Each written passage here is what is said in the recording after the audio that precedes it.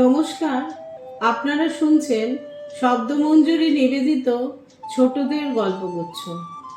আজকের গল্প আমাদের সকলের প্রিয় সাহিত্যিক উপেন্দ্র কিশোর রায়চৌধুরীর লেখা টুনটুনি ও বিড়ালের কথা।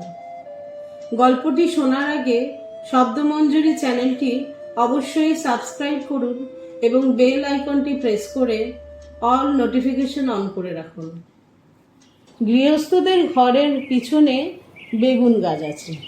সেই বেগুন গাছের পাতা ঠোঁট দিয়ে সেলাই করে টুনটুনি পাখিটি তার বাসা বেঁধেছে।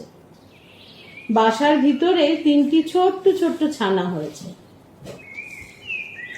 খুব ছোট্ট ছানা, তারা উঠতে পারে না, চোখও মেলতে পারে না, খালি হাঁ করে চিঁ চিঁ করে। গৃহস্থদের বিড়ালটা ভারী দুষ্টু। সে খালি ভাবে টুনটুনির ছানা খাবো। একদিন সে বেগুন গাছের তলায় এসে বলল, কি করছিস লা টুনটুনি? টুনটুনি তার মাথা হেঁট করে বেগুন গাছের ডালে ঠেকিয়ে বলল, প্রণাম হই মহারানী। তাতে বিড়ালনি ভারী খুশি হয়ে চলে গেল।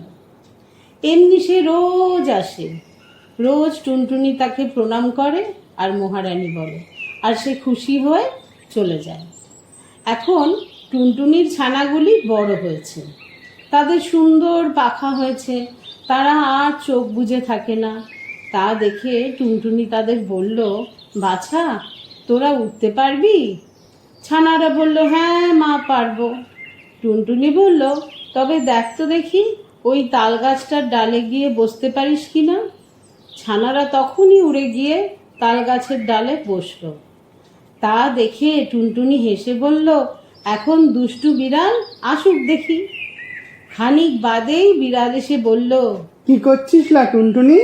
তখন টুনটুনি পা উঠিয়ে তাকে লাঠি দেখিয়ে বলল, দূর হ লক্ষ্মী ছাড়ি বিড়ালনি। বলেই সে ফুরুক করে উড়ে পালালো। দুষ্টু বিড়াল দাঁত খিঁচিয়ে লাফিয়ে গাছে উঠে টুনটুনিকেও ধরতে পারল না, ছানাও খেতে পেল না। খালি বেগুন কাঁটার খোঁচা খেয়ে নাকাল হয়ে ঘরে ফিরল। এতক্ষণ শুনছিলেন সাহিত্যিক উপেন্দ্র কিশোর রায়চৌধুরীর লেখা টুনটুনি ও বিড়ালের কথা। গল্পটি কেমন লাগলো অবশ্যই কমেন্ট করে জানাবেন এবং যদি ভালো লাগে সকলের সাথে শেয়ার করবেন।